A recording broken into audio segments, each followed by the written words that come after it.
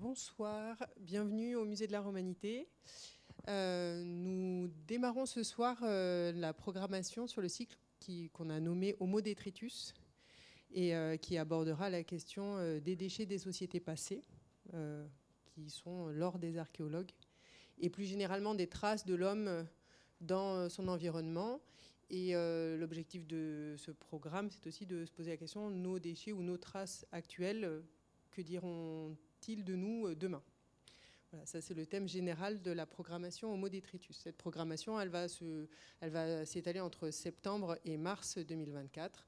Donc on a un cycle de conférences, des visites guidées, des animations. Vous retrouverez tout dans la programmation. Et nous avons le plaisir de pouvoir démarrer cette programmation aujourd'hui avec Jean-Paul Demoule, donc professeur émérite à Paris Panthéon-Sorbonne, pardon. Pas Panthéon-Sorbonne d'ailleurs. Si, Panthéon-Sorbonne. Merci. Et ancien président de l'INRAP, donc sur la conférence sur l'origine de la domestication des milieux par l'homme. Donc on démarre par le commencement. Et je vous laisse la parole. Petit point, on fera les questions à la fin et on fera un passage micro parce que la conférence est filmée. Ça permet d'avoir vos questions et les réponses enregistrées. Voilà. Si vous pouvez aussi également, éteindre vos téléphones. Merci.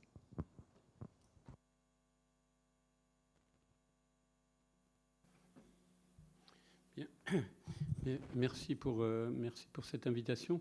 Donc effectivement, on va commencer par l'invention de ce cycle par l'invention de l'agriculture et l'élevage, parce que c'est ça qui a tout changé à notre destin d'Homo sapiens. Si on n'avait pas inventé l'agriculture, on serait là à cette même minute dans une forêt méditerranéenne avec une espérance de vie d'à peu près 40 ans au maximum. Beaucoup de femmes mourront en couche, mais on n'aurait pas le réchauffement climatique. Voilà. Donc on va s'interroger un peu sur les causes et les conséquences de cette invention de l'agriculture il y a à peu près 12 000 ans. Ceci aussi pour montrer que l'archéologie, certes, c'est l'aventure, les trésors, etc., mais qu'au-delà de ça, ça permet de réfléchir effectivement sur notre histoire, sur la longue durée, sur ce qui nous est arrivé, même si c'est toujours agréable également quand on fouille de trouver des trésors. Justement, quand je présidais l'INRAP dans les années 2000, j'ai participé aux fouilles sur le cours Jean Jaurès et effectivement, c'était extrêmement spectaculaire, certainement plus spectaculaire que les villages néolithiques que j'ai pu fouiller par ailleurs. Alors, on va remonter un tout petit peu dans le temps. Là, c'est notre ancêtre à tous, vous l'avez reconnu.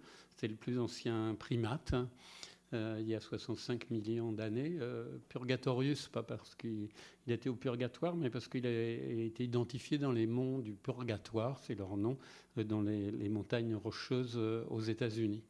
Et puis, ces primates vont se continuer à évoluer. L'évolution, c'est ce qu'on appelle la sélection naturelle. À chaque naissance, il y a des gènes positifs et des gènes négatifs par rapport à notre environnement.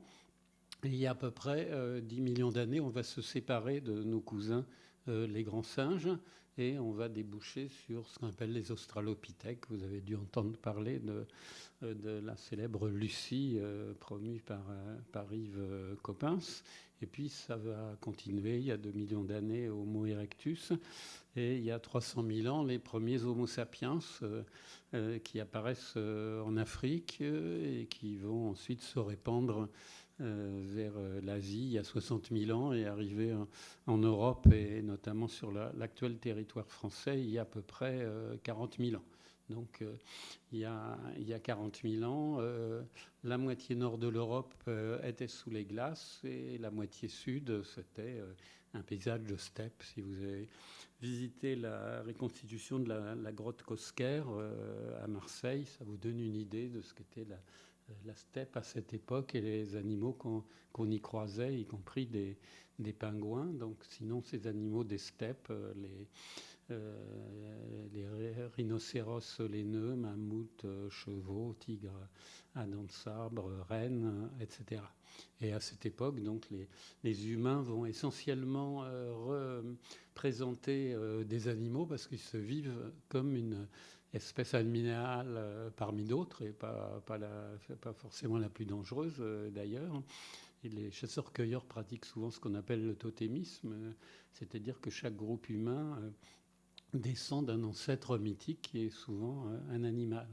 Donc ils se vivent comme immergés dans la nature, et c'est ce rapport qui va radicalement changer avec le néolithique, avec l'invention de l'agriculture, où va au contraire émerger un rapport de domination à la nature, l'homme maître et possesseur de la nature, comme disait le philosophe Descartes, un rapport qui nous a paru longtemps aller de soi, même s'il commence maintenant un peu à être discuté.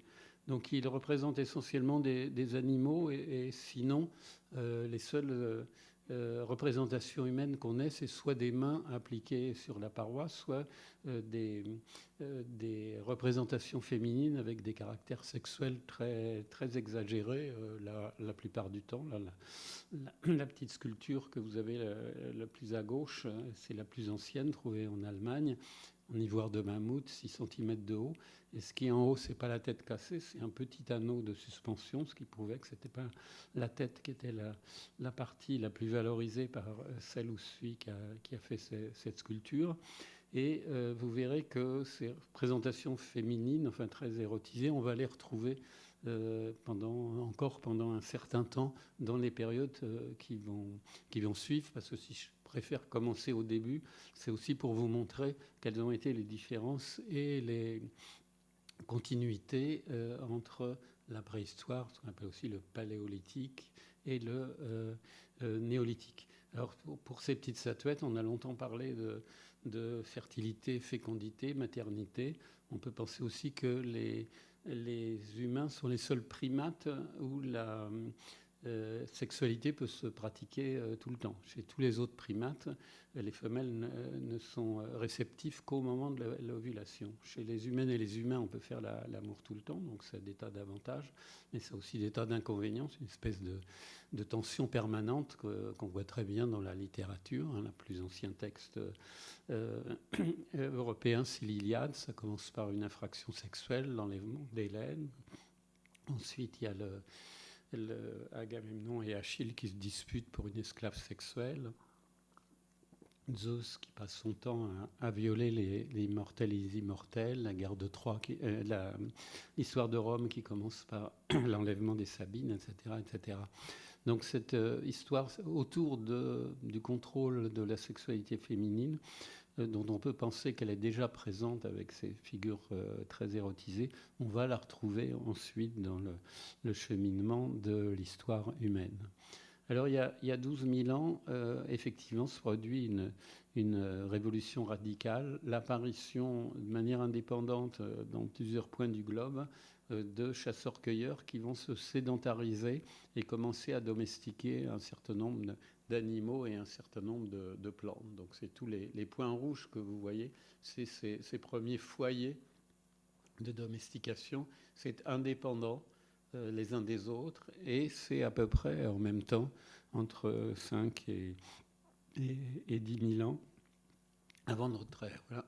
Un peu plus détaillé ici, et là vous ne pouvez pas lire, mais c'est une échelle de temps de moins 10 000 à moins 1000 qui vous donne la date de domestication d'un certain nombre d'animaux et d'un certain nombre de plantes. Alors, pourquoi cette idée bizarre, effectivement, d'avoir inventé l'agriculture, puisque Sapiens existait déjà depuis 300 000 ans. Alors il faut voir que c'est la première période interglaciaire avec un Homo sapiens au cerveau plus complexe. L'histoire de la Terre, c'est effectivement une alternance de périodes glaciaires et de périodes interglaciaires. Pourquoi ? Parce que c'est l'oscillation de l'axe de la Terre par rapport au Soleil qui fait qu'on a des moments glaciaires, donc où du coup la moitié nord de l'Europe est sous les glaces. Et du coup, comme toute l'eau du globe est prisonnière, une partie de l'eau du globe est prisonnière des glaces, le niveau de la mer baisse de 150 mètres à peu près. C'est pour ça que la grotte Cosquer, elle était à l'origine pas à 40 mètres sous l'eau, mais à 40 mètres au-dessus du niveau de la mer. Et Sapiens, même s'il a émergé il y a 300 000 ans, il continue à évoluer, puisque c'est seulement il y a 40 000 ans qu'il se met à faire des dessins. Donc c'est un indice de psychisme plus complexe, alors que dans le précédent interglaciaire, qui a été il y a entre moins 130 000 et moins 115 000 ans, il était effectivement, il avait sans doute un psychisme un peu moins complexe et il n'a pas inventé l'agriculture et l'élevage.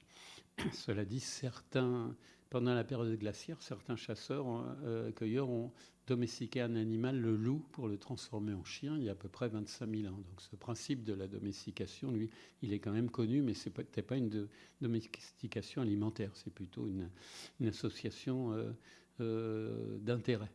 Donc effectivement, l'homme continue à évoluer. On continue là maintenant à évoluer, mais c'est tellement lent qu'on ne le voit pas. Puis surtout maintenant, on contrarie notre évolution par la médecine, par exemple, qui corrige un certain nombre de maladies, y compris génétiques, par également le diagnostic prénatal ou des prothèses. Avant, les myopes avaient une durée de vie plus restreinte puisqu'ils rataient toujours leur cible et ils ne voyaient pas le danger venir. Maintenant, à cause des lunettes, non seulement les myopes survivent plus longtemps, mais ils se reproduisent et il y en a de plus en plus nombreux.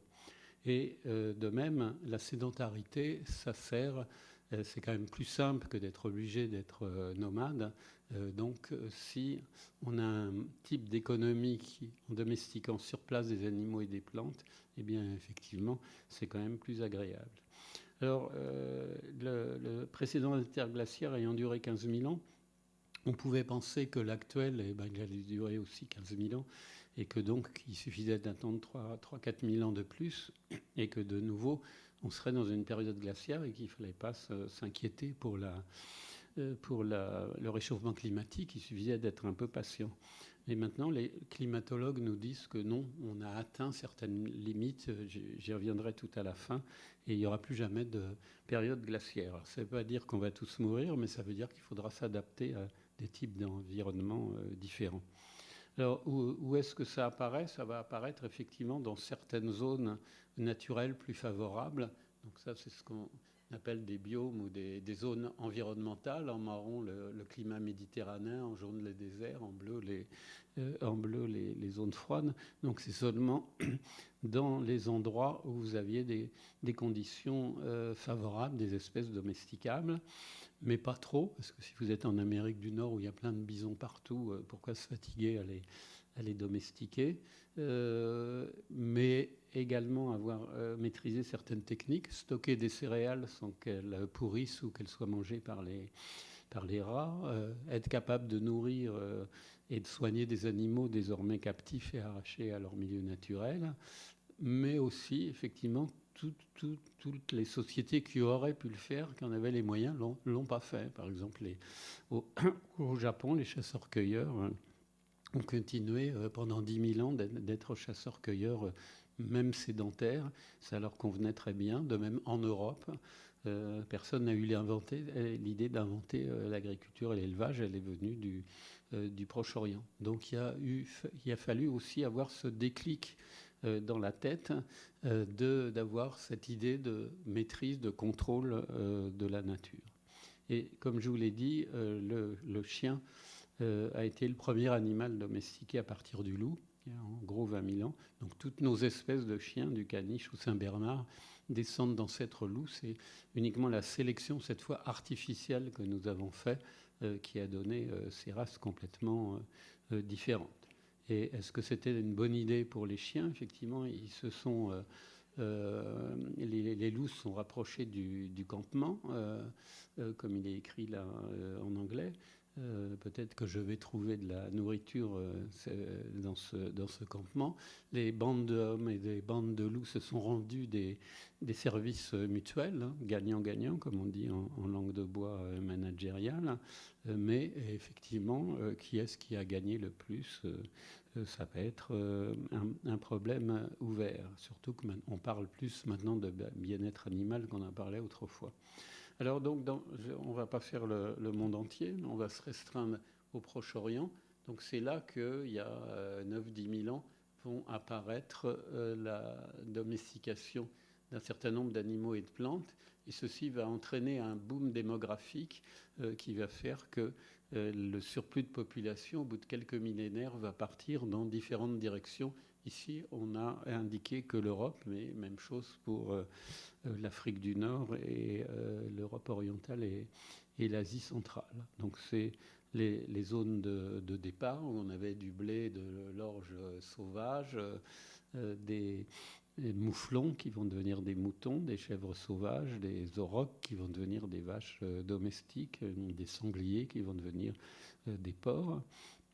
C'est au départ des petits campements de chasseurs-cueilleurs qui ont des outils tout à fait classiques pour ces périodes, qui vivent dans des petites huttes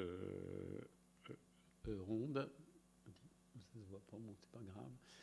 Et qui s'intéressent aussi à cette question de la sexualité humaine avec ce couple enlacé sculpté dans un galet de quartz.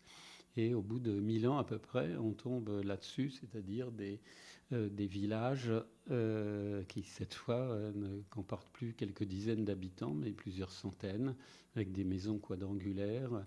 Les formes circulaires ont été conservées pour des bâtiments cultuels ou pour des bâtiments de stockage. Et donc, à partir de cette zone centrale du Proche-Orient, eh bien, ceux qui vont partir vers l'Europe vont soit suivre les côtes de la Méditerranée et arriver chez nous en Languedoc à peu près vers moins 5800 pour rester justement dans un climat méditerranéen. Et une partie des autres va remonter le bassin du Danube pour arriver jusqu'à l'Atlantique. Alors, passer de l'Asie à l'Europe n'est pas un problème parce que l'Europe est une invention des Européens. C'est le seul continent qui n'est pas clairement délimité par des mers. Si vous regardez objectivement une carte du monde, c'est juste l'Europe, c'est la dernière presqu'île de l'Asie. Et en plus, comme le niveau des mers n'a pas fini de remonter, dans la mer Égée, vous avez encore actuellement 2000 îles. Et ben, là, il y en a évidemment encore plus et elles sont encore plus grandes. Donc, arriver en Europe pose effectivement aucun problème. Donc, ceux qui suivaient les côtes ont utilisé des embarcations. Ça, c'est la reproduction d'une pirogue qu'on a trouvée dans l'Italie du Nord. Et ceux qui sont passés par l'Europe centrale et qui franchissent le Rhin vers 5300 à peu près, vivaient dans ces très grandes maisons allongées qui peuvent faire jusqu'à 45 mètres de long. Ça, c'est une reconstitution qu'a fait mon équipe universitaire. Et vous voyez qu'en même temps, avec la sédentarisation des maisons, des habitants, on a la sédentarisation des poubelles. Hein. C'est les premières par rapport au cycle qui nous intéresse cette année ici, au Homo detritus. Et bien, quand on construit ces maisons, le long de la maison, on va creuser des fosses pour extraire l'argile qui va faire le torchis des murs, qui est un mélange d'herbe, d'eau et d'argile. Et donc, une fois que la maison est terminée, ben, vous avez ces fosses tout le long qui vont servir de poubelles. Et nous, les archéologues, évidemment, on est très contents parce qu'on a directement la vie de chaque maison le long. Malheureusement, ces coutumes ne vont pas forcément perdurer. Il y a au fil du temps des sociétés qui n'auront pas envie de vivre le long de leurs poubelles et qui vont extérioriser la poubelle. Donc voilà ce que ça donne concrètement dans le bassin parisien. On connaît beaucoup moins bien les habitations sur les bords de la Méditerranée parce qu'il y a eu beaucoup moins de fouilles. Donc vous retirez avec ces machines qui a des godets lisses et qui peut travailler au centimètre près, vous retirez la terre arable et vous allez arriver sur les traces des fondations de la maison, des tranchées de fondation des murs et des trous noirs sur blanc des poteaux. Et c'est le long que vous aurez ces poubelles, hein, justement ces fosses dans lesquelles on va rejeter tous les détritus de la maison, des vases cassés, des outils usés, les ossements des animaux consommés. Mais heureusement, en Europe, on a, dans certains cas, ils ont eu l'idée, que ce soit des jouets ou des objets cultuels, de fabriquer des petites maquettes de maisons. Donc, en plus des fondations réelles, on a aussi une idée de à quoi ça pouvait ressembler. On a même la chance en Grèce d'avoir trouvé une espèce de maison de poupée qui fait à peu près 30 cm de côté. Donc c'est une maison, il y a le four, il y a des objets, puis vous avez 6 figurines à chaque fois masculines et féminines, 2 grandes, 2 moyennes et 2 petites. Donc on peut penser que ça nous donne une idée de la constitution de la famille, que c'était une famille nucléaire et plutôt monogame, du moins à cette époque. Et maintenant qu'on bénéficie de la génétique, on peut voir que là où les études ont été faites, les femmes en général viennent d'un autre village, ne sont pas locales, et que donc c'est le système dit patrie locale, c'est-à-dire que c'est la femme qui vient habiter dans la maison de son mari, comme c'était le cas dans toute l'Europe traditionnelle et notamment en France. Alors un autre objet typique du néolithique, c'est la poterie. On avait avant des récipients en bois, en pierre, en cuir, etc. Quand on a de plus en plus de gens, il faut fabriquer de plus en plus de récipients. Et donc, il va falloir... c'est grâce à la terre cuite qu'on peut en fabriquer plus.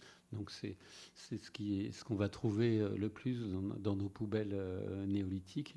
Et en même temps, comme chaque groupe humain a ses propres façons de décorer et qu'elles évoluent dans le temps, c'est aussi la poterie, c'est aussi notre moyen favori de classer dans le temps et dans l'espace ces sociétés néolithiques.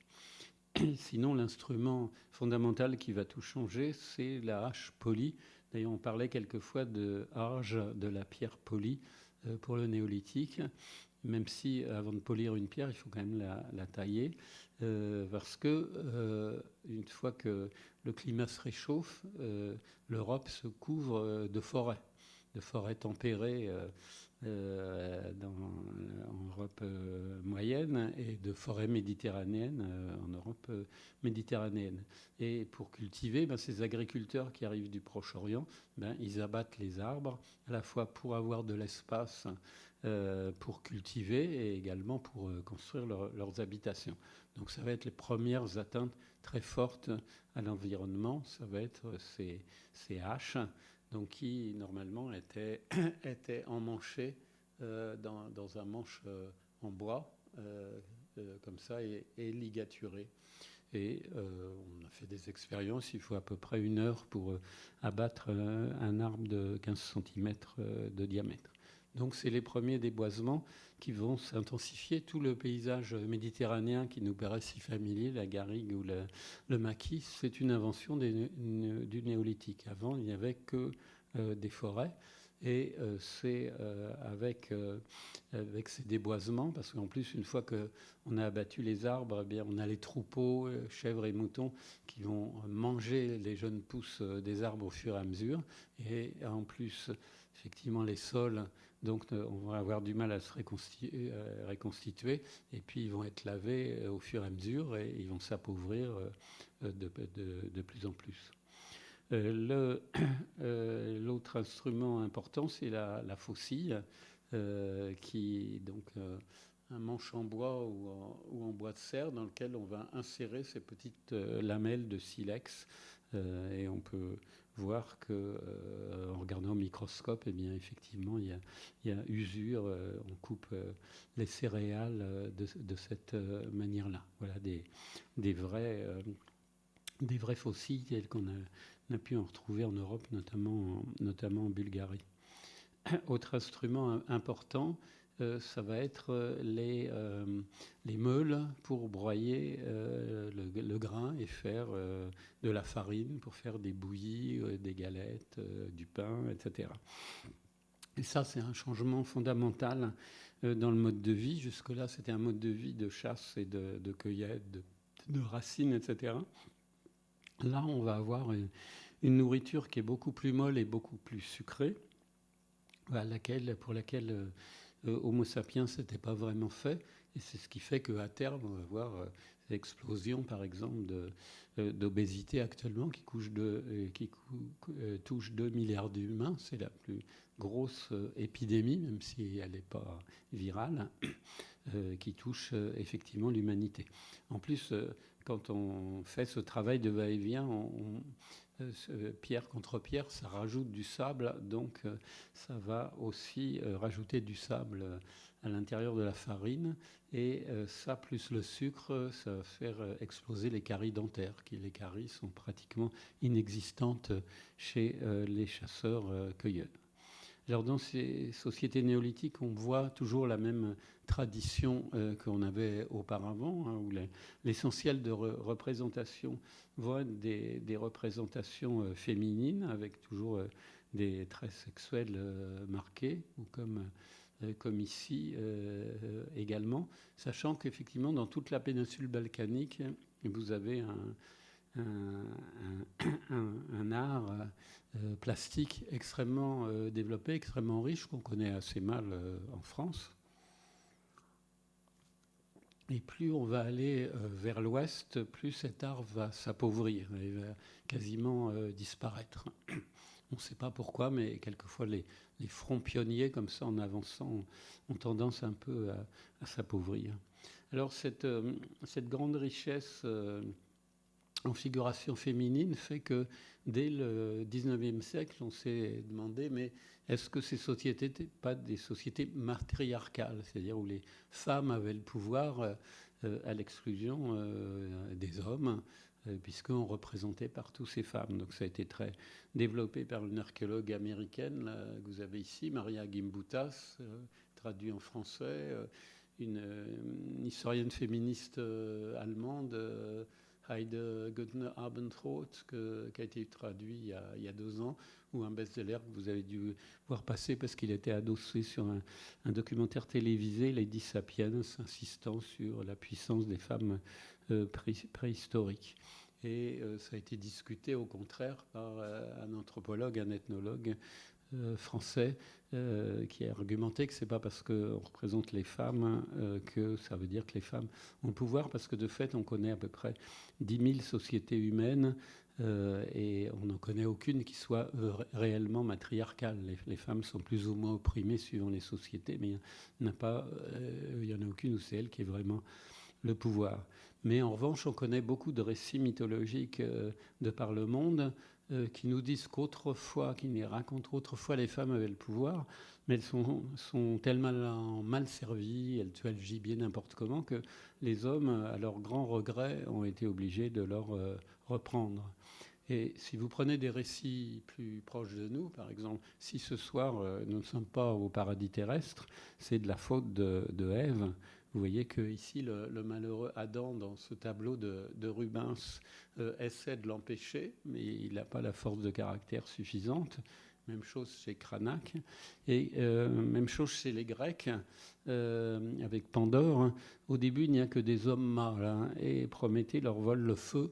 Donc ça fâche beaucoup de Zeus, qui décide de les punir. Il fait fabriquer par Héphaïstos, le dieu forgeron, une créature infernale, la femme, qu'on va appeler Pandore. Elle a tous les dons que les déesses vont lui donner. Et comme à Ève, on lui fait une interdiction. Elle ne doit pas ouvrir une boîte ou une jarre, parce que dedans, il y a tous les mots AMAUX du monde. évidemment, comme Ève, elle désobéit, donc tous les mots MAUX du monde sortent et sont autour de nous, et elle referme la boîte au dernier moment, et il ne reste plus qu'une seule chose dans la boîte, c'est l'espérance, et c'est la seule chose qui nous reste effectivement ce soir. Donc vous voyez toute cette idée de jadis, un pouvoir des femmes est beaucoup plus, peut apparaître beaucoup plus comme une justification de la domination masculine plutôt que comme un fait historique ou préhistorique réel. Donc sinon, exemple aussi des rites funéraires à cette époque et des croyances, les morts sont déposés en général en position fléchie, fétale, arrosés d'ocre rouge, un peu un symbole de la vie, du sang, avec leurs effets personnels, ici des bracelets au bras droit, et puis des poteries qui contiennent de la nourriture, donc ce qui suppose une certaine croyance dans l'au-delà.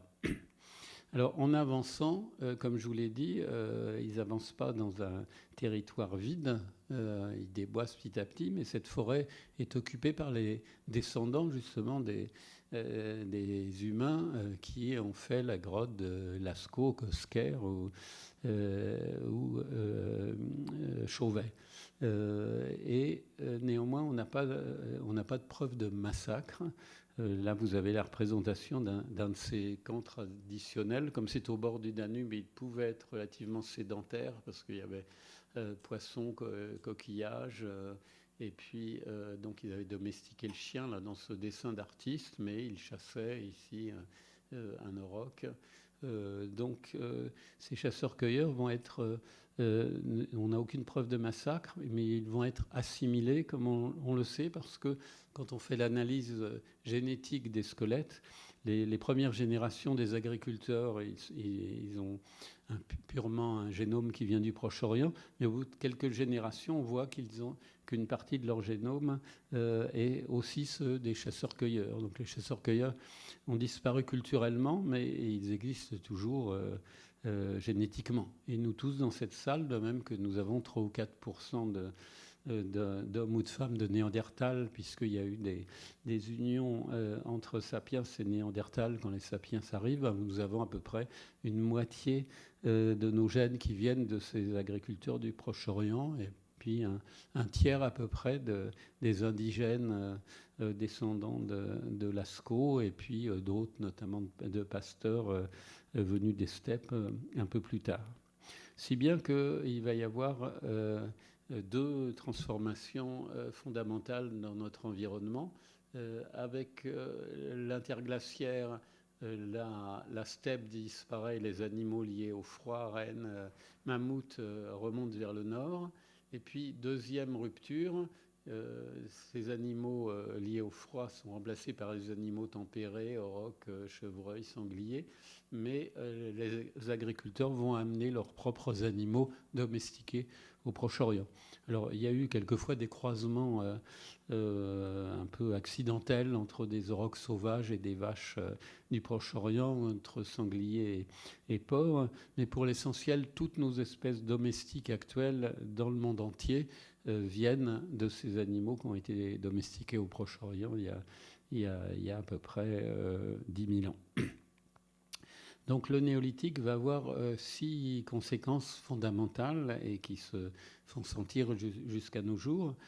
L'accroissement de la population, parce que les chasseuses-cueilleuses ont en moyenne un enfant tous les 3-4 ans, alors que les agricultrices des sociétés traditionnelles, y compris dans la France de la première moitié du XXe siècle, avaient pratiquement un enfant tous les ans, même si beaucoup mouraient en bas âge.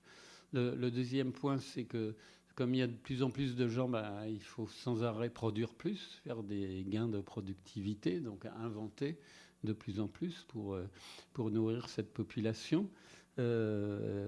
Troisièmement, c'est là qu'on voit un certain nombre d'inégalités sociales apparaître, je vais y revenir. Quatrièmement, la violence entre mâles humains, elle a toujours existé, elle est attestée chez les chasseurs-cueilleurs, mais elle va se développer avec des communautés qui maintenant sont territorialisées, qui ne bougent plus et qui sont en même temps de plus en plus nombreuses.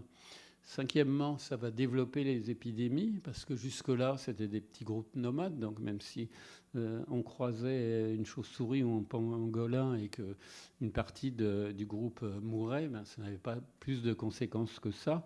Les autres étaient immunisés et puis on ne communiquait pas. Il ne pouvait pas y avoir d'épidémie. Maintenant, non seulement on est tous rassemblés dans des groupes de plus en plus importants, mais en plus on est confiné avec les animaux. On a inventé la maison en dur, comme vous l'avez vu, et on est confiné avec des animaux domestiques qui portent des maladies, par exemple la brucellose du mouton, la tuberculose des bovins, et puis aussi des animaux dits commensaux, ceux qui s'invitent sans être invités, comme les rats et leurs puces, etc.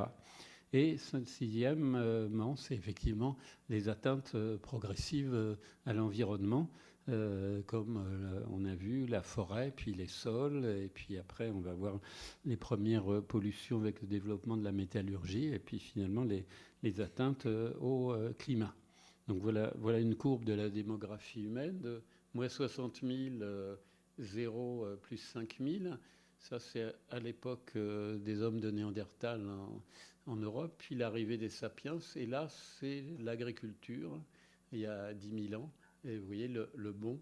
Et pour ceux qui aiment les mathématiques, c'est même pas une échelle arithmétique, c'est une échelle logarithmique. Donc vous avez là 10 millions, 100 millions, 1 milliard, etc. Donc vous voyez cette accélération qui n'est toujours pas maîtrisée actuellement, même si depuis 1 ou 2 siècles, il y a un début de contrôle des naissances. Alors, allusion aux maladies, notamment, là vous avez une vertèbre retrouvée dans une grotte des Pyrénées qui porte les atteintes de la brucellose, donc celle qui est donnée par les moutons. Et ici, vous avez un charnier vers moins 3000 ans avant notre ère, lié à la peste qui a été découvert récemment en Suède. Donc on voit très bien, surtout grâce maintenant à la génétique, que ce développement des maladies. Alors ça concerne également l'alimentation. Là, sans trop commenter ce schéma, ici c'est à droite les acides gras alimentaires, saturés, monosaturés, polysaturés. Et en marron, vous avez ce qu'on mangeait avant l'invention de l'agriculture, au paléolithique, ce que mangeaient les chasseurs-cueilleurs. En jaune, ce que nous mangeons, nous. Et en gris, ce que nous recommandent les nutritionnistes. Donc vous voyez qu'à part pour les monoinsaturés, on ne fait pas du tout ce qu'il faudrait faire par rapport à notre physiologie. Ça ne veut pas dire qu'il faut retourner à la préhistoire.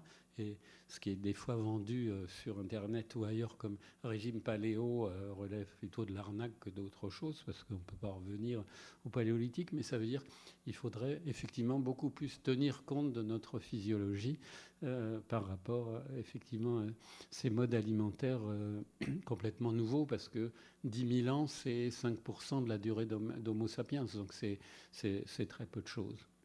Donc ça, c'est pour l'état sanitaire, sans compter le fait que l'agriculture va ajouter des gestes répétitifs, pénibles, très différents des gestes que faisaient les chasseurs-cueilleurs pour se nourrir, et qu'on voit apparaître les troubles musculo-squelettiques liés à l'agriculture assez vite. Alors, autre question, de plus en plus de gens, donc obligation d'inventer de plus en plus de nouvelles techniques pour nourrir de plus en plus de gens. Donc là, sur ce schéma, moins 30 000, moins 10 000, 0, vous voyez, avec le néolithique, une accélération d'un certain nombre d'inventions obligatoires pour effectivement faire des gains de productivité.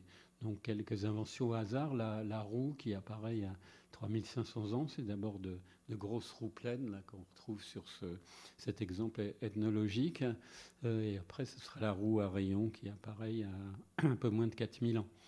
Et puis vous avez aussi la charrue qui va permettre de travailler des sols plus lourds, puisqu'au début, on va privilégier les sols les plus légers. Et là, vous avez une représentation dans la vallée des Merveilles, dans le parc du Mercantour, d'une charrue. C'est pas très clair, mais on voit les bœufs vus d'en haut avec un laboureur derrière.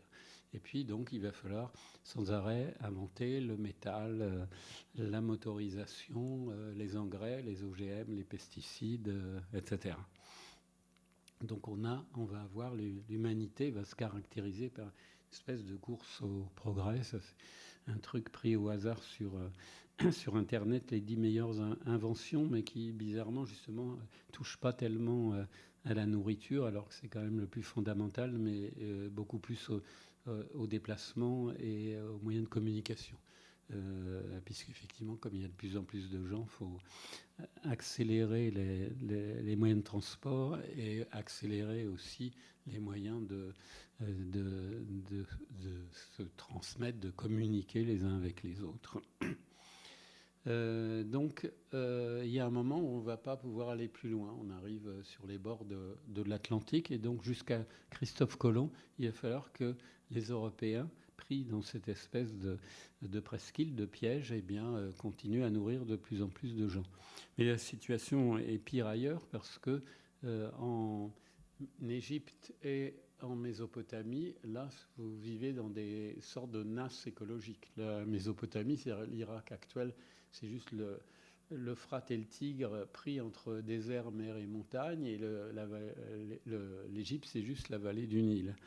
Donc c'est là qu'à partir de 3500, on voit apparaître les premières villes. Effectivement, il y a de plus en plus de monde. Donc on passe de villages de quelques centaines d'habitants à des villes de plusieurs dizaines de milliers et bientôt plusieurs centaines de milliers d'habitants.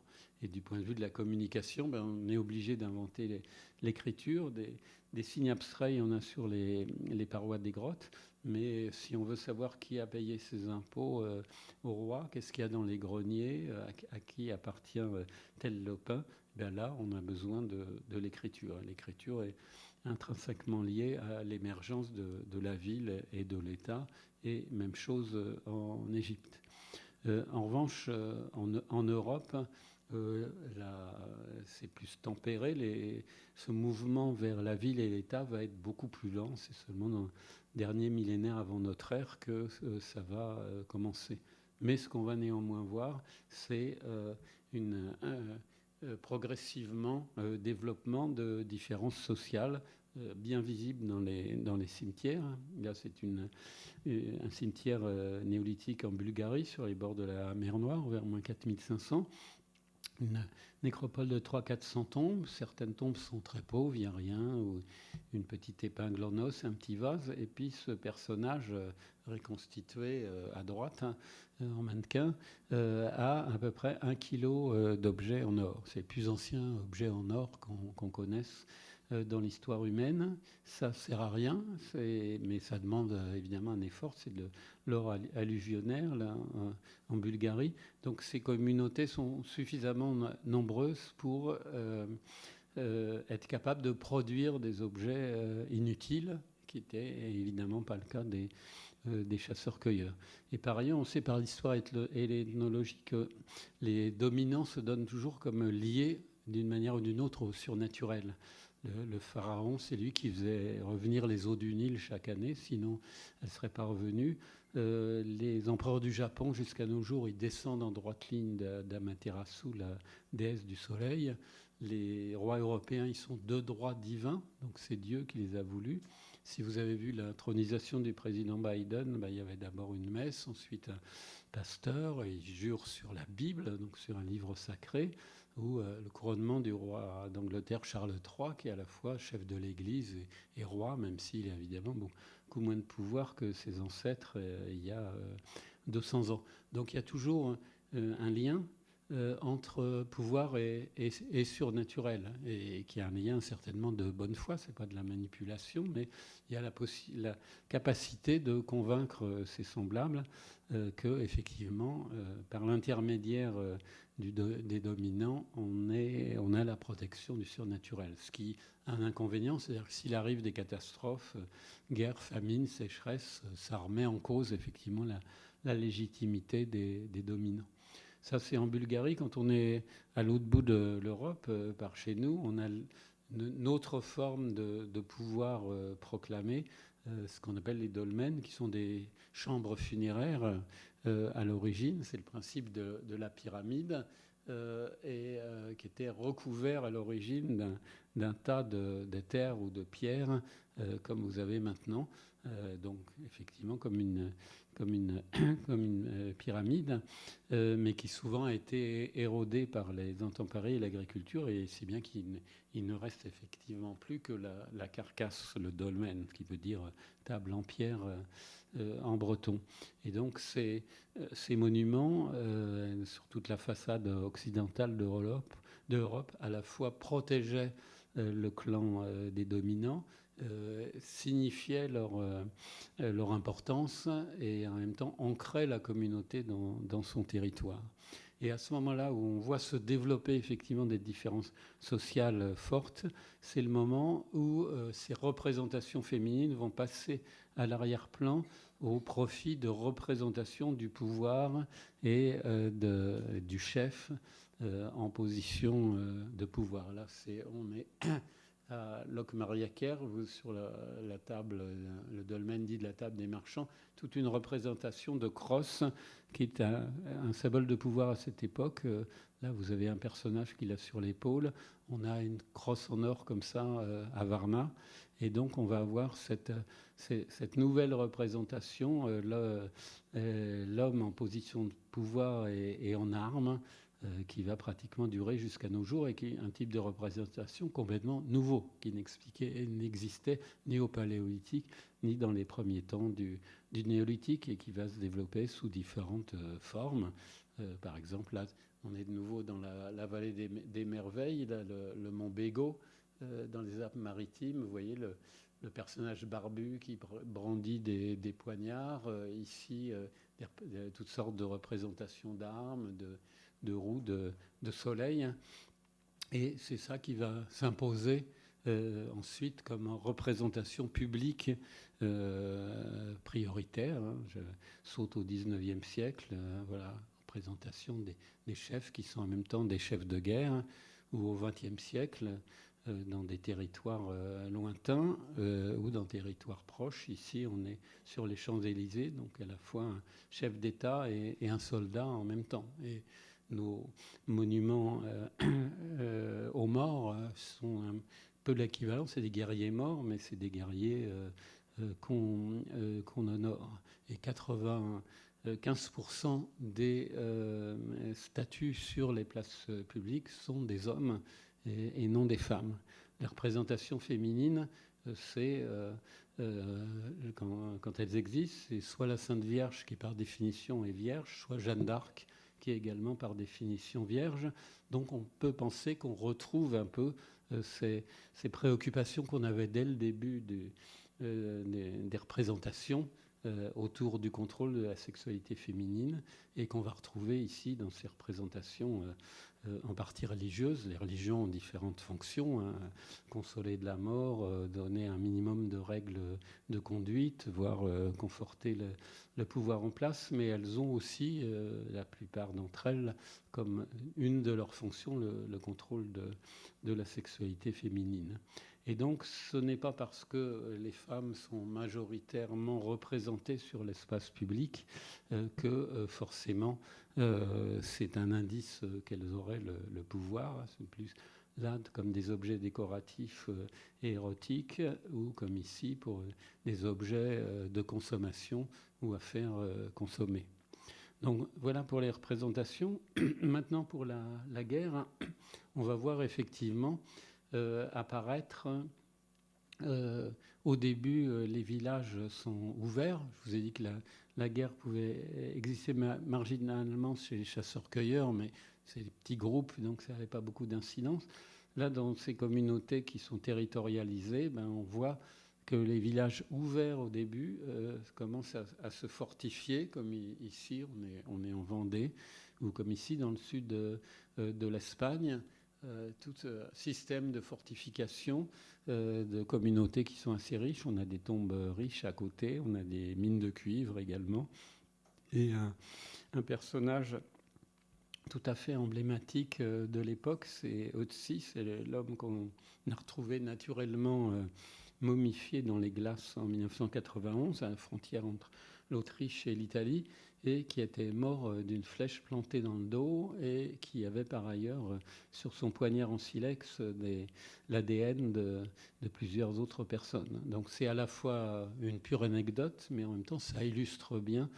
C'est le plus ancien corps qu'on connaît. On a des squelettes depuis plusieurs millions d'années, mais c'est le plus ancien corps avec les chairs et la peau qu'on connaisse. Et on peut établir effectivement qu'il est mort dans un moment de guerre. Alors le néolithique, on s'est souvent représenté de manière un peu idéale. C'était ce qu'on appelait les cités lacustres, qu'on avait en Suisse, mais aussi sur les lacs du Jura. Donc une espèce de vie de vacances dans des marinas idéales, etc. On a beaucoup revu ça à la faveur des fouilles modernes, notamment des lacs de Clairvaux et Chalin dans le Jura, parce qu'on s'est aperçu qu'au contraire, c'était des zones refuges. C'est, quand toutes les plaines les plus fertiles étaient occupées, on allait dans la moyenne montagne, obligé d'ailleurs de recourir de nouveau en partie à la chasse et à la cueillette, à la pêche, ces maisons sur pilotis étaient un refuge et souvent entourées de palissades. Donc on a beaucoup relativisé ce fameux mythe des cités lacustres. Et pareil, on va perfectionner petit à petit l'art de tuer ses semblables grâce au métal. On va pouvoir inventer l'épée qui permet de tuer de plus loin qu'avec un petit poignard en silex. Du coup, le bronze, donc alliage de cuivre et d'étain, permet d'inventer aussi la cuirasse, la jambière, le casque, et donc c'est le début de la course aux armements. Et alors on connaît au Proche-Orient des batailles assez tôt par des bas-reliefs, des récits.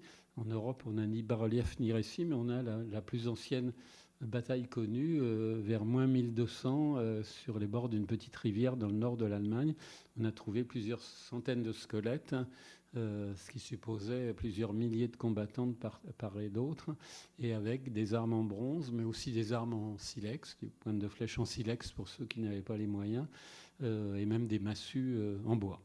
Et donc après, on va continuer à inventer l'arquebuse, qui était tellement dangereuse que la papauté avait essayé de l'interdire, la poudre à canon, et puis les missiles, l'arme nucléaire, etc., etc. Alors, est-ce que donc le néolithique a tout changé ? C'est une problématique que, d'une manière savante, depuis une trentaine d'années, on appelle aussi l'anthropocène. Cène, c'est la façon dont les grandes périodes géologiques se terminent, Pléistocène, Éocène, Pliocène, et anthropos, c'est l'homme, l'humain en grec ancien. Donc ces deux savants, prix Nobel hollandais de chimie et un biologiste américain, qui ont proposé ce terme d'anthropocène, qui a beaucoup fâché les climatologues et les géologues. Ça, je ne vais pas le détailler, mais c'est l'histoire de la Terre depuis les débuts, 4 milliards et demi. Donc vous avez toutes les périodes successives. Il faut partir de là. Puis après, vous avez la colonne, puis celle de gauche, puis la dernière tout à gauche. Et ça finit. La dernière période officielle, théoriquement, c'est l'Holocène, qui coïncide avec l'actuel interglaciaire. Donc il y a un débat pour savoir si effectivement on est, avec l'ensemble des transformations qu'on a faites sur l'environnement, on n'est pas entré dans une nouvelle ère complètement différente qui ne tiendrait plus ni du climat ni de la géologie, mais des humains eux-mêmes. Et à quand la faire ou la faire partir. Certains disent premières explosions nucléaires, d'autres disent la révolution industrielle du 19e siècle, d'autres les grandes découvertes avec la prise de possession du monde par les Européens, le génocide des Amérindiens, 90% de la population qui va être tuée, donc une baisse très forte de l'agriculture pendant un moment.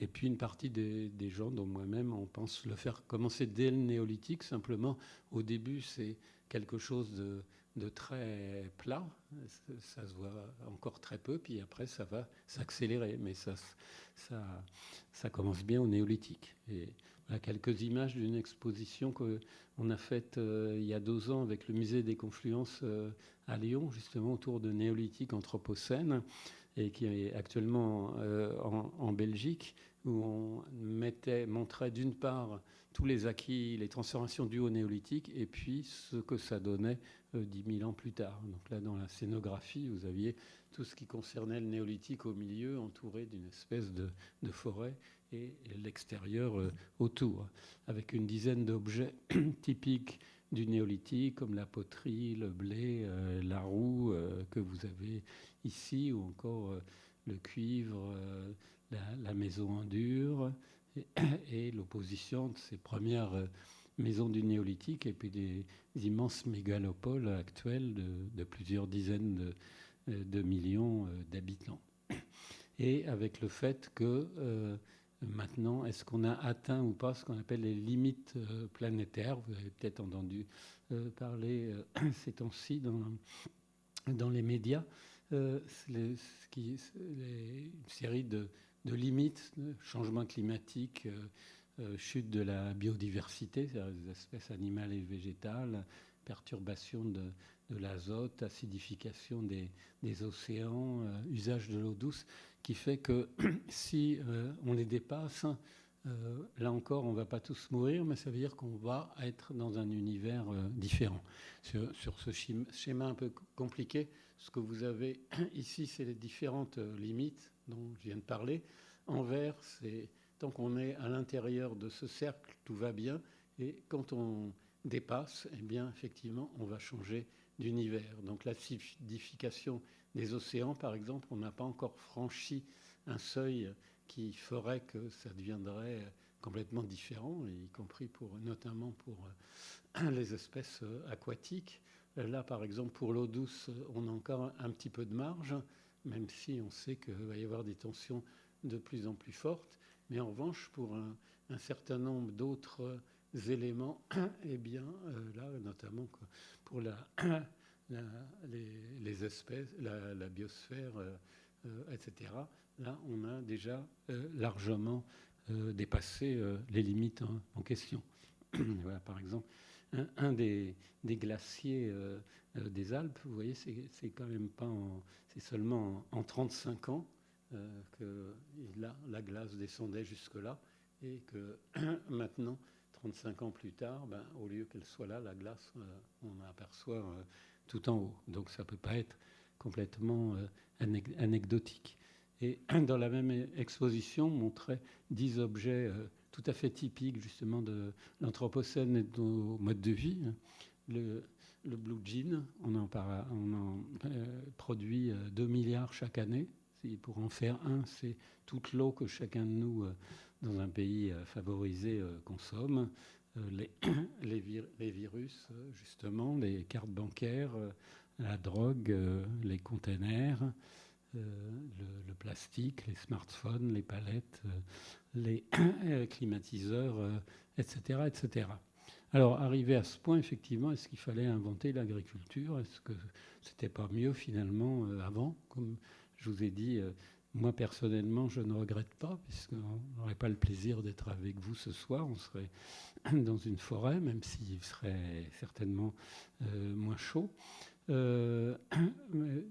Toute technique est ce qu'on en fait, et toute société est responsable de ce qu'elle fait de ces techniques. Donc effectivement, il y a un vrai problème où sur les 8 milliards d'êtres humains, il y en a 1 milliard qui ne mange pas à sa faim et 2 milliards qui mangent trop.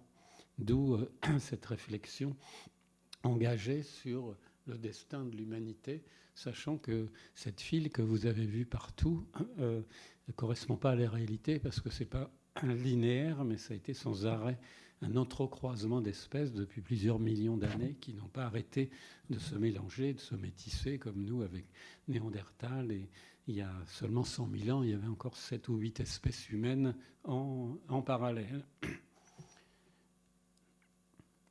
Donc, si vous vous promenez sur Internet, vous aurez toutes sortes représentation plus ou moins pessimiste de l'évolution humaine, comme en haut vis-à-vis de ce problème diététique, comme du fait de se redresser et de s'accroupir ici, ou d'être remplacé progressivement par les fameuses intelligences artificielles. Et pour revenir à ce qu'on disait tout à l'heure sur la domination masculine, vous pouvez aussi trouver des schémas autour de cette réflexion sur l'évolution de l'homme comparée à l'évolution de la femme. Alors, est-ce qu'il faut effectivement retourner en arrière? Est-ce que l'humanité va disparaître? Il faut se rappeler que Homo sapiens est une espèce extrêmement adaptative et extrêmement invasive, capable de vivre sous n'importe quel climat et dans n'importe quel environnement. Néanmoins, effectivement, il y a toutes sortes de débats. Là, j'évoquais tout à l'heure la question du bien-être animal. Là, c'est écrit en petit, mais les loups s'interrogent sur leur copain Bob et ils disent regarde ses yeux vides et ce sourire stupide sur sa figure. Et il a certainement, enfin, je vous le dis, il a sûrement dû être domestiqué. Donc il y a cette question, effectivement, autour du bien-être animal qui ne se posait pas autrefois. Ici, un petit schéma de 1900 à 2010. Les petits bâtonnets bleus, c'est toutes les catastrophes qui sont liées hydrométéorologiques, donc aux ouragans, aux typhons, etc., et qui n'ont fait effectivement que s'accélérer.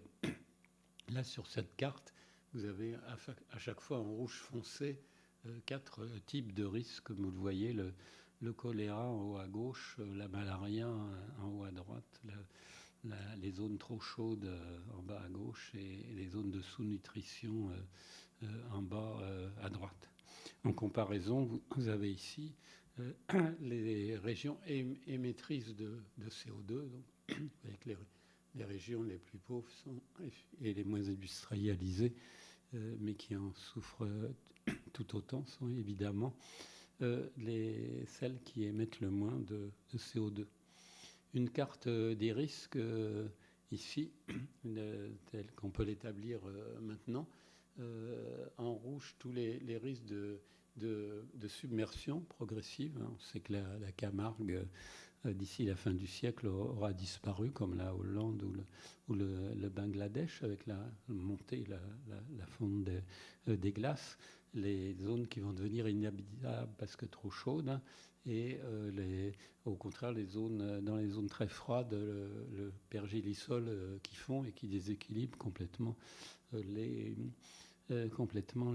bâtiments. Alors, comme je vous l'ai dit, je suis néanmoins pas inquiet sur Homo sapiens, mais effectivement, il faudra qu'il fasse des efforts d'adaptation. C'est une espèce africaine qui est capable de vivre partout, qui a résisté à l'alternance des glaciations, mais il est probable que, effectivement, ce genre de problème créera des conflits qu'on commence à voir venir, et certainement avec des millions, sinon des dizaines ou des centaines de millions de morts. Mais comme on n'était que quelques dizaines de milliers au début, tant qu'il en restera quelques dizaines, ça pourra aller.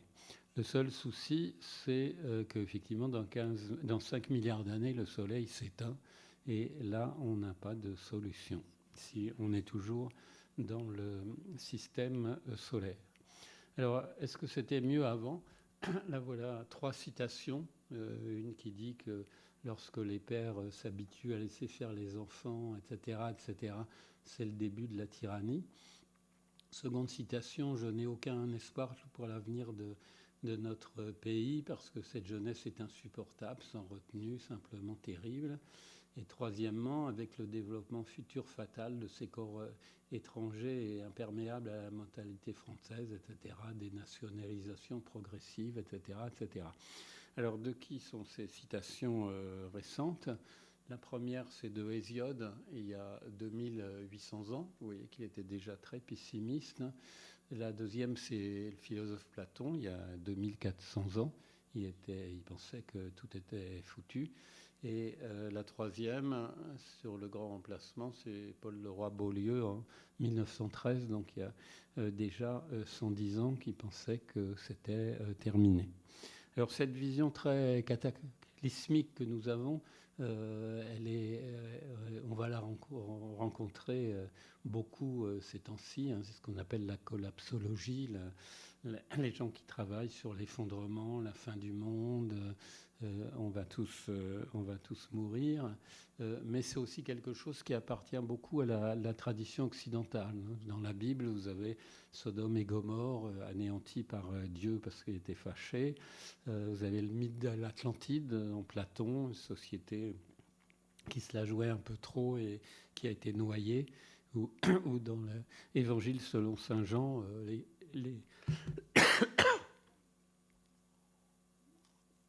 les quatre cavaliers de l'Apocalypse.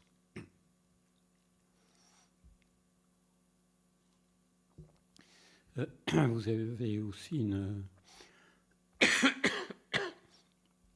série Netflix récente l'an dernier où un journaliste imaginatif expliquait qu'il y aurait eu une apocalypse gigantesque il y a 10 000 ans, qui aurait détruit une magnifique civilisation qui nous aurait laissé les pyramides mayas ou égyptiennes. Donc ça reposait sur rien.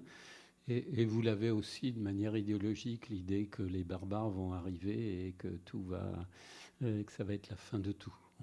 C'est beaucoup fondé sur la vision qu'on a eue après le Moyen-Âge des fameuses invasions barbares. Vous avez des historiens qui ont montré que l'Empire romain, d'abord, il ne disparaît pas d'un coup, puisque l'Empire romain d'Orient, il dure encore 1000 ans de plus, et que les fameux barbares, quand ils rentrent dans l'Empire, ils sont tous chrétiens, et c'est beaucoup plus un processus progressif de fusion culturelle qui va donner l'Europe médiévale qu'une espèce d'anéantissement généralisé, d'autant plus que l'Empire romain, dont on célèbre aujourd'hui la maison carrée à Nîmes, n'était pas particulièrement sympathique, hein, c'est esclavagiste,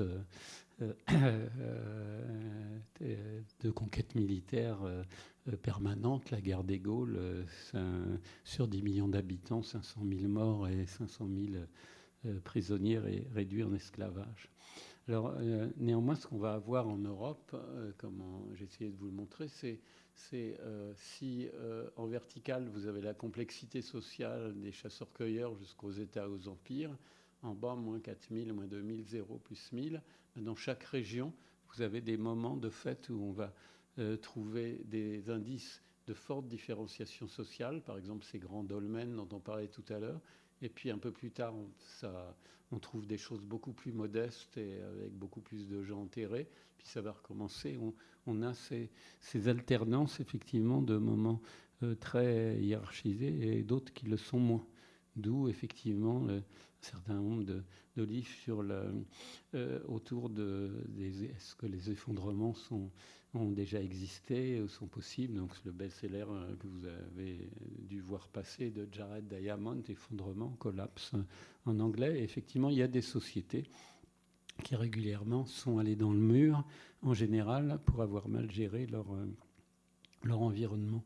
Ici, les Mayas, eh bien, il y a des phénomènes de sécheresse vers la fin du premier millénaire de notre ère. Et donc, ils ont déduit que les dieux sont fâchés. Donc, ils construisent des pyramides de plus en plus grandes sur les terres les plus fertiles, en expulsant les paysans vers les collines moins fertiles. Donc, ça diminue leur capacité de ressources. Et à la fin, c'est l'ensemble du système social qui s'effondre et la forêt vierge qui va recouvrir ces anciennes cités. Mais est-ce que les Mayas disparaissent pour autant ? Dans la presqu'île du Yucatan, ici au Mexique, vous avez toujours des millions de gens qui parlent des langues mayas. Donc ce qui s'effondre, c'est un système mal fait, mais ce n'est pas tout le monde qui va disparaître et être remplacé par un paysage de désolation. C'est un retour à des économies plus simples. Même chose à Angkor, par exemple, au Cambodge, vers plus 1100, plus 1200 de notre ère, surdimensionné, avec des grands bassins de 5 km de long, etc. Un système hydraulique très fragile, donc tout finit par s'effondrer, mais les Khmers sont toujours là. Même chose pour l'Empire romain, comme je vous l'ai dit. L'Empire s'effondre, mais d'une part, la moitié orientale dure 1000 ans de plus, et en Occident, on passe à autre chose. Où la civilisation grecque de Mycène et de la Crète, aux alentours de moins 1500, vers moins 1200, tout s'effondre. Donc on parle d'effondrement. Un livre traduit en français qui dit 1177 avant Jésus-Christ, le jour où la civilisation s'est effondrée, mais symétriquement d'autres archéologues ont montré que c'était pas si simple, que c'est pas un effondrement généralisé, que simplement on retourne à des modes de vie villageois plus traditionnels. Donc pour ceux que ça intéresse, vous avez un best-seller récent d'il y a 2 ans d'un archéologue, un ethnologue. Au commencement était une nouvelle histoire de l'humanité, qui montre justement que l'histoire de l'humanité, c'est pas quelque chose de linéaire, mais c'est marqué par des moments de baisse et de remontée de la complexité sociale et de l'effondrement. C'est ce qu'on appelle aux périodes historiques. C'est ce que nous appelons des révolutions. Quand un système ne marche plus, à la fin, ça saute. Et on connaît peu de systèmes qui soient trop oppressifs et qui gèrent trop mal l'ensemble de la société, qui ne finissent effectivement par exploser ou par imploser. Donc si vous voulez réviser, je vous conseille ces 4 excellents livres écrits par moi-même. Et je vous remercie de votre attention.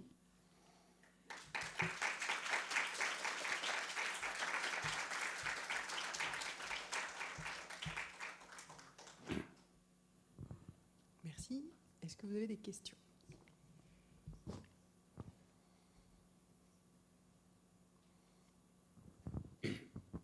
Oui, au tout début, vous avez dit que du coup l'agriculture est apparue parce que c'était plus simple.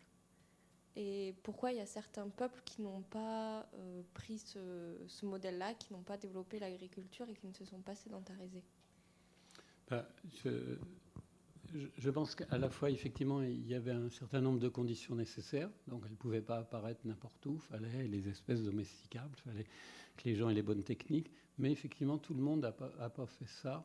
Comme en Europe, par exemple, les indigènes européens étaient très contents de leur sort. Et s'ils n'avaient pas été grand remplacés par les agriculteurs, on serait toujours effectivement des chasseurs-cueilleurs. J'ai l'exemple du Japon, où jusque dans les derniers siècles avant notre ère, ils continuaient à vivre de chasse, de cueillette et de pêche avec certaines formes d'entretien de la forêt.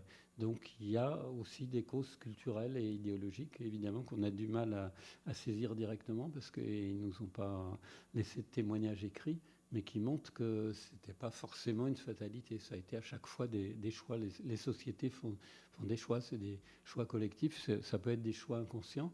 Le problème, simplement, c'est qu'une fois que vous passez à l'agriculture, vous ne pouvez pas revenir en arrière, sauf au cas exceptionnel, parce que votre population a augmenté.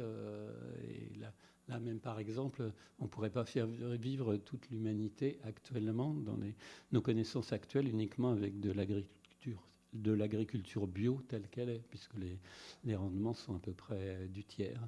Donc on ne peut pas décider tiens, on va arrêter l'agriculture productiviste à base de pesticides. Donc voilà, c'est des causes qui sont disons idéologiques, culturelles, qu'on a du mal à saisir, mais qui ne concernent pas que l'agriculture. Les sociétés, il y a les sociétés qui vont dans le mur et celles qui ne vont pas. Par exemple, les Égyptiens ont pu maintenir leur mode de vie pendant 3000 ans, par exemple, jusqu'à la conquête romaine. Ils géraient assez bien l'ensemble de leurs ressources environnementales.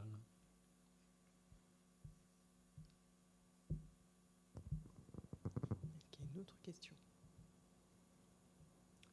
maintenant que la première question a été posée, la deuxième, en général, est plus facile, sauf si tout le monde a faim. Ou si tout le monde est convaincu ou au contraire très fâché. Ce que je comprendrais tout à fait.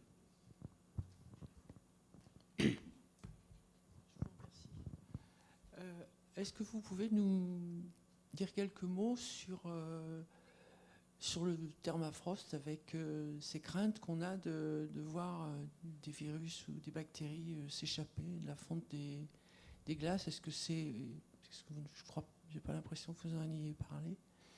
J'ai juste évoqué le permafrost. Oui. Je voulais pas non plus plomber la soirée, si vous voulez. Donc, non, c'est pas pour être pessimiste, mais est-ce qu'il y a beaucoup de travaux sur ce point? D'une part, ce que j'ai évoqué, c'est effectivement les sols qui s'effondrent, donc tous les bâtiments dans les régions froides qui commencent à se fissurer de partout. Effectivement, il y a les virus et puis surtout il y a le méthane qui est beaucoup plus redoutable que le CO2 et donc qui va être de plus en plus libéré par le permafrost.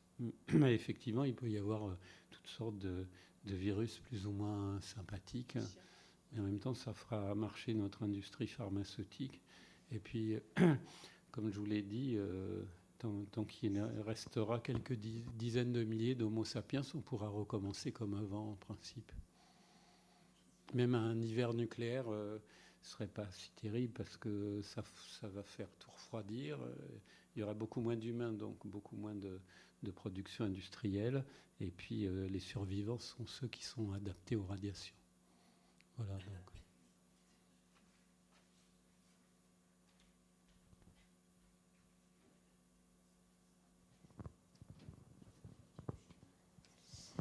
Merci beaucoup pour cette conférence. Et à partir de combien d'individus peut-on espérer que l'espèce continue? En gros, combien il faut peuvent disparaître encore? Je pense que les paléontologues pensent qu'on était quelques dizaines de milliers d'Homo sapiens. Il y a 200 000 ans à peu près en Afrique. Donc en 200 000 ans, et on pense qu'au moment où on invente l'agriculture et l'élevage, donc il y a 10 000 ans à peu près, il y avait entre 2 et 3 millions d'humains sur toute la Terre, sur l'ensemble de la Terre. Donc, comme j'ai dit, en 10 000 ans, c'est-à-dire 5% de la durée d'Homo sapiens, on passe de 3 millions à 8 milliards. Donc effectivement, tant qu'il en restera quelques dizaines de milliers, on peut recommencer. Je ne pense pas qu'il y ait trop d'humains. C'est quand on se promène en avion au-dessus de la France, par exemple, il y a plein de zones vides.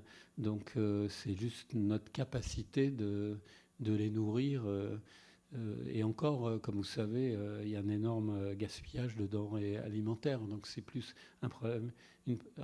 Les problèmes de l'alimentation sont plus des problèmes sociaux et politiques que des problèmes réellement de production.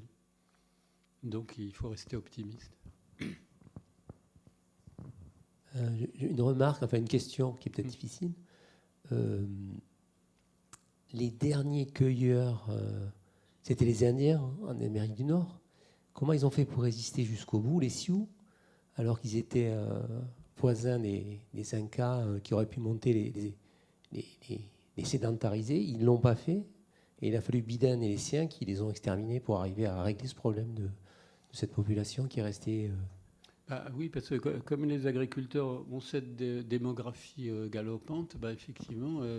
Nous, agriculteurs, on a éliminé petit à petit les chasseurs-cueilleurs, donc on les a repoussés dans les zones les plus inhabitables, les grandes forêts tropicales, ou les Inuits dans le Grand Nord, ou les Boshimans en Afrique du Sud, donc qui maintenant sont pratiquement plus que des attractions touristiques et qu'on a repoussé dans l'extérieur. Tant qu'ils ont pu, tant qu'on n'est pas allé les embêter, effectivement, ils ont poursuivi paisiblement leur mode de vie, ou dans une partie, comme vous dites, de l'Amérique du Sud, les gens de la Terre de Feu, par exemple, tout au sud, etc.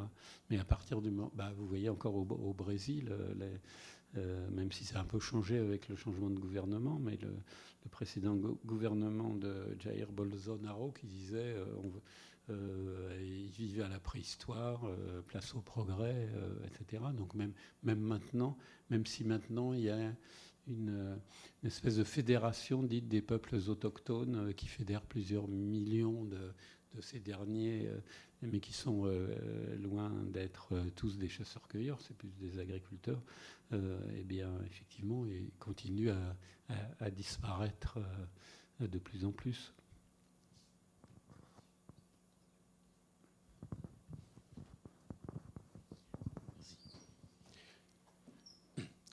Oui, je reviens sur la thématique Homo detritus, et je voudrais signaler un ouvrage intéressant qui s'appelle Le droit du sol d'Étienne Davodo. Le droit du sol au sens où le sol aussi a un droit ou a des droits. Et c'est un voyage à travers la France qui est décrit entre le point de départ qui est une grotte d'il y a 30 000 ans, une grotte ornée, et le point d'arrivée, c'est la poubelle nucléaire de Bure. Et on a effectivement une mise en perspective des détritus, de l'espèce humaine entre ces deux points. Oui, c'est intéressant. Je ne connaissais pas, ça s'appelle comment, vous dites ? Ça s'appelle Le droit du sol. Le droit du sol, d'accord. Et l'auteur s'appelle Étienne Davodo. D'accord. Oui, il y a une exposition intéressante il y a 3 ans à Marseille, au Mucem, qui s'appelait Vie d'ordure, Vie, V-I-E, d'ordure, avec un catalogue qu'on peut consulter, justement, qui était un balayage de l'ensemble d'Homo detritus de par le monde, dans l'espace et dans le temps.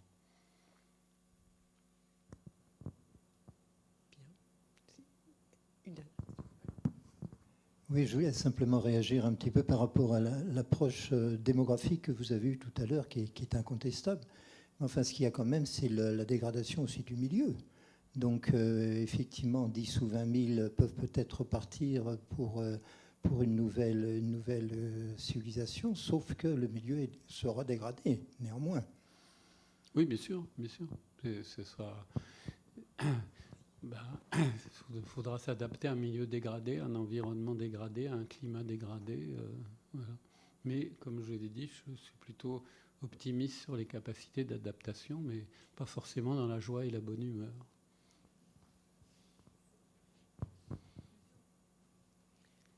Merci beaucoup. Je vais vous donner juste 2 petites dates pour la suite.